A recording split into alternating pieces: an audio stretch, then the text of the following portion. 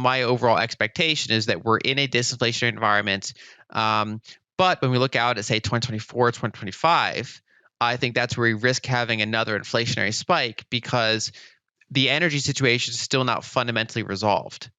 Basically, by releasing U.S. oil, by China being shut down partially for a while, there's been ways to kind of keep oil from skyrocketing. But if you want to have another cycle of growth ahead, let's say, after we get through 2023, if you go into 2024, you want another cycle of growth. Well, we haven't seen a lot of new energy supply come online. And so that's kind of ready to be a problem all over again. Many people are debating to what extent the recent widespread price inflation is the result of supply chain problems associated with COVID-19 lockdowns, changes in consumer behavior, and broad money supply growth. That third variable is controversial because it's political. Neither fiscal authorities nor monetary authorities in any country want to take any part of the blame for inflation, so they point heavily towards supply chain issues as being the sole cause of the inflation. Back in the 1970s, they kept saying it was transitory as well, due to one-time factors. However, it's important to keep in mind that every major inflationary period is associated with shortages. That's what inflation is. Price inflation occurs when the money supply goes up a lot more quickly than the supply of products and services.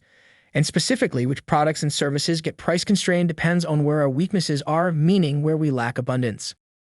Lyn pointed out that the so-far inflationary 2020s decade has major supply chain shortages, which are pushing up prices across the board as well.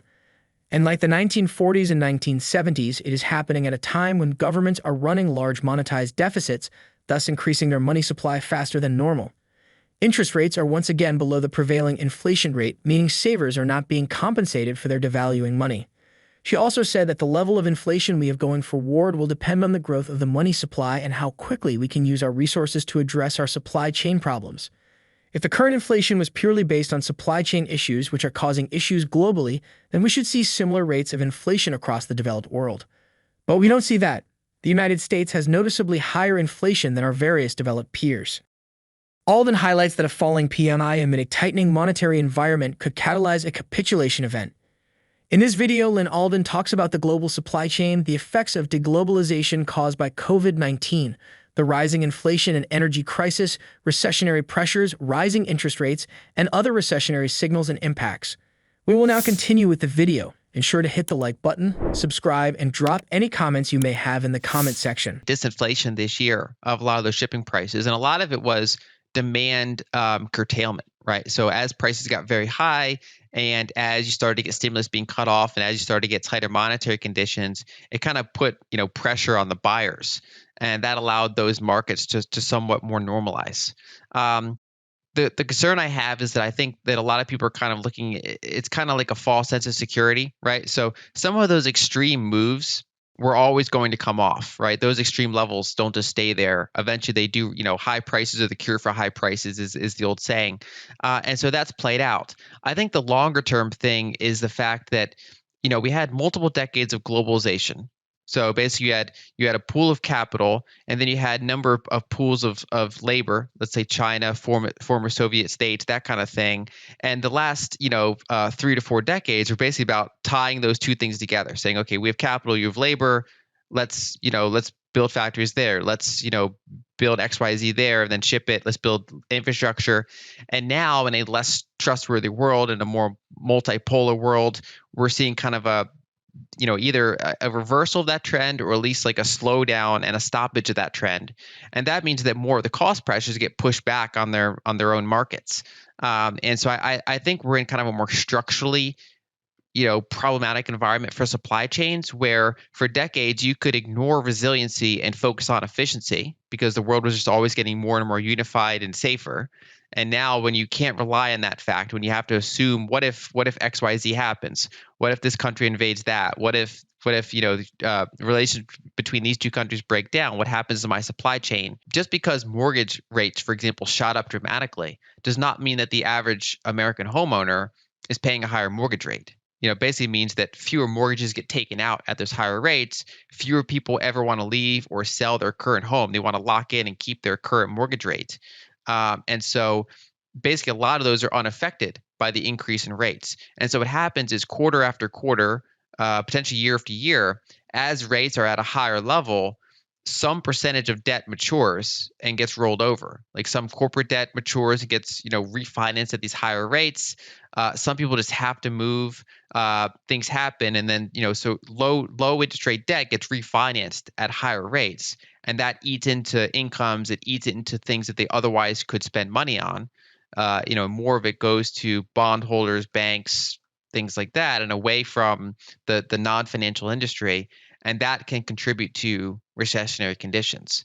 Especially because if you look at office like commercial properties, they've never recovered yet from the combination of COVID and remote work. Right. So it's not that, remote work was always going to happen to some degree. And what COVID did was say, okay, we're going to take the next 5 years of remote work and push it into 3 months.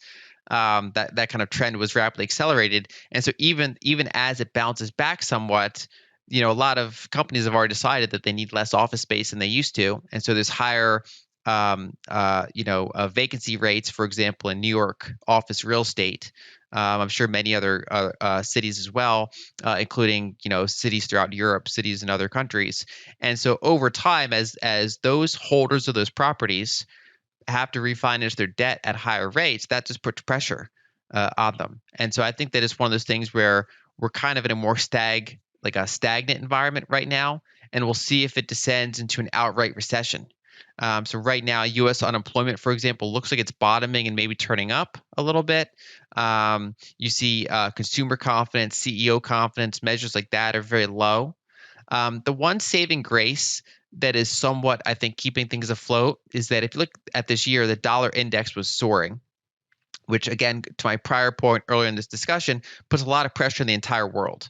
But in the second half of the year, you've had like a rollover in the dollar index. It's kind of left off some pressure, and so that's been a constructive environment for a lot of developing countries, a lot of just indebted entities around the world, and it's given them a little bit of like a breath of life. If you look at the Fed models, they're expecting higher unemployment, but not way higher employment. Historically, that's been something that doesn't really happen very often.